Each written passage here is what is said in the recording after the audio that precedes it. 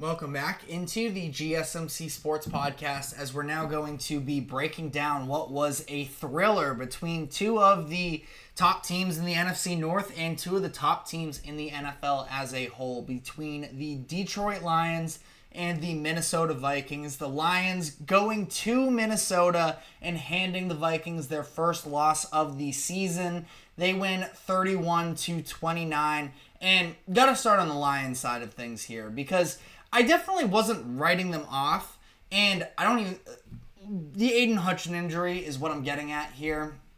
I came out on my show and said that Aiden Hutchinson being out for the remainder of the season was going to be a huge loss for the Lions, and that it was going to have a massive impact on their defense.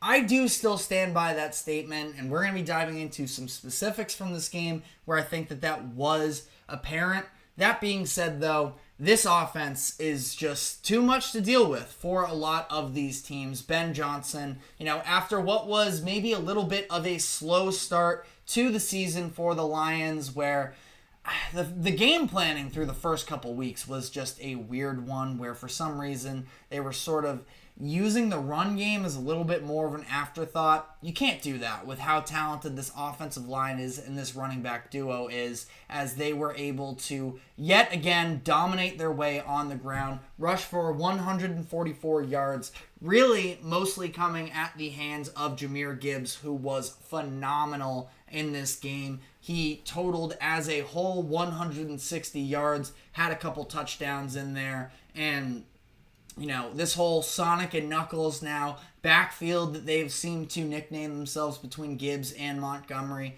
It's really just pick your poison, because yesterday was a bit of a weird game for David Montgomery. He deals with an injury early on, then he ends up having the fumble that the Vikings return for the go-ahead touchdown late in that fourth quarter.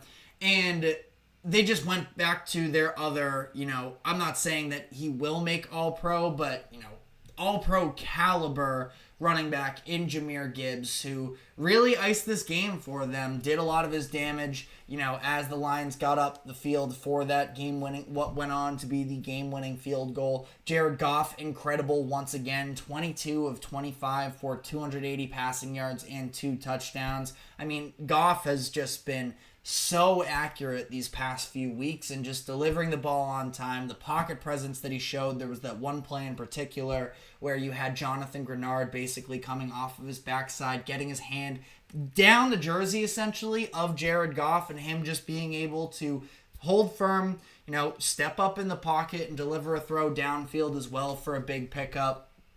Goff has just been so impressive in these past handful of weeks as well, and that is a very good Vikings defense on the other side, where you see, despite how good the Lions offensive line is, which I've been praising, Vikings still get home for 4 sacks, and that's because of the job that Brian Flores does to be able to manufacture pressure from the second level.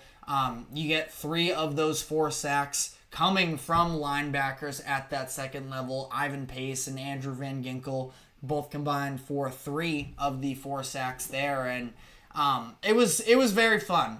The graphic that I think it was Fox that did the game had on the chess match between Ben Johnson and Brian Flores was so fitting, because that's really what it was. But because again, you look at the score of 31-29, the offense does win in this scenario. Vikings also got 7 points from their defense on the other side as well. So this was a very evenly matched game, and it felt like the Lions were sort of in control for the majority of it because of how, dominant that specifically second quarter was for them, where it's Jahmyr Gibbs breaking out on a couple big plays, Goff hitting Amon-Ra St. Brown for that touchdown, the interception that Sam Darnold threw, as well as the Vikings were sort of putting together a drive there. That's really where the game totally shifted, where the Lions were able to take that 21-10 lead. But this was a very contested game, and it obviously comes down to the final seconds. Both of these teams should feel pretty good about themselves, all things considered, coming out of this. Again, Lions at this point, I think that it's them and the Packers as the two best teams in the NFC right now. Vikings definitely deserve to be in that conversation as well. I mean, they lose a very winnable game, close game, and they fall to 5-1. They are still very much in the mix of everything here.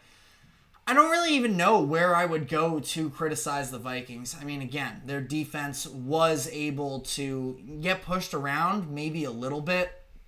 Specifically, Gibbs breaking a couple of those big runs was the ultimate difference maker for them. It's not like the Vikings defense wasn't making plays, though, to stay in this. I mean, like I mentioned, you have the pressure that they're generating up front. You have the Ivan Pace touchdown at the end of this game. And the offense moved the ball very well as a whole. I do keep sort of sitting around and waiting for Sam Darnold to ultimately rear his head a little bit as a good quarterback, because that's what he is now. I think that it's hard to deny that. Obviously playing in an excellent offense with a great offensive-minded head coach as well. But, I still feel like there are moments this season that he's been a little bit shaky. Specifically, I look at the Packers and the Jets games where Sam Darnold in the second half seemed to be getting tripped up a little bit, but they were still able to overcome it. That didn't even really happen with the Vikings. I mean, yes, there was the interception where, was just misreading the defense, where you saw it was Terrion Arnold passing I'm blanking on I think it was... I'm forgetting exactly which wide receiver it was on the Sam Darnold interception at that point. But basically the defense just... it was Jalen Naylor. And it was Terrion Arnold passing him over to Brian Branch. And just a little bit of an underthrown ball from Darnold. Not reading the defense quite as well. It was a tough catch for Branch. Branch was incredible in this game as well. So I do want to give him his credit as well before we, dive into some of the bad with the Lions defense. But, overall, Sam Darnold looked pretty good in this game. The deep shot that he had to Jordan Addison as well was a beauty of a throw. The pass that he had to Justin Jefferson as well for that touchdown. Sam Darnold, it's hard to deny what he's been doing for the Vikings this season, and it has been very impressive. But I do want to sort of shift back to the Lions and talk about that the lack of presence from Aiden Hutchinson now that he is injured. And the Lions still had a very fine game for themselves defensively, all things considered. They were able to get Sam Darnold to the ground on 4 separate occasions.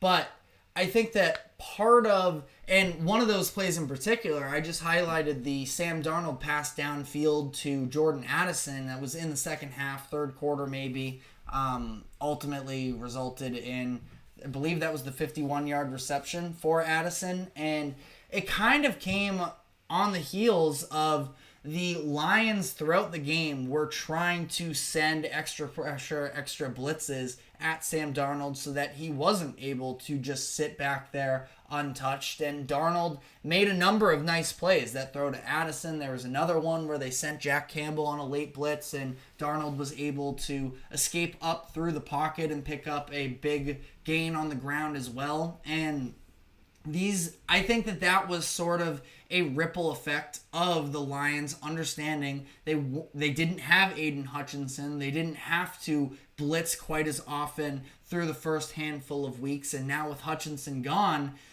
it's a secondary that is very much improved for Detroit from last season to this year. Like I mentioned, I'm a huge fan of Brian Branch.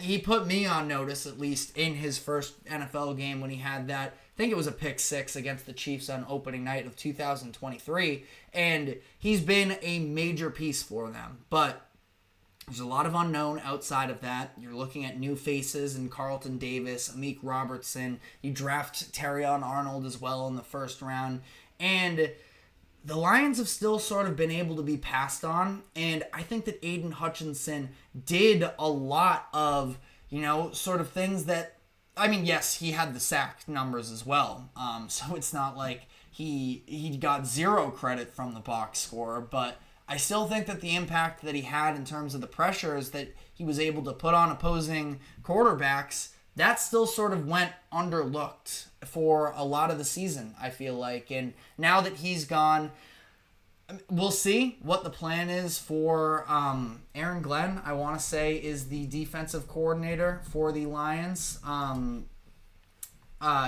Glenn. That he decided to send a little bit more manufactured pressure in this game against the Vikings. Didn't really work out for them. I mean, it was fine. Ultimately it was 244 passing yards for the Vikings, which isn't anything, totally unreasonable either. But going to be a little bit of an interesting, balance to strike for the Lions defense moving forward here. And then the final note that I did want to add on to this game as well is welcome back, Aaron Jones. The Vikings definitely missed you. I think that this Vikings offense is really a different animal when Aaron Jones is in the backfield for them. We've talked about this multiple times throughout the course of this season. The fact that the Vikings were one of the worst rushing offenses in the NFL last year. Adding Aaron Jones has been a huge plus for them. He's able to rip off a 34-yard touchdown on his first touch of the game. He finishes this one 14 carries, 93 yards, and a touchdown.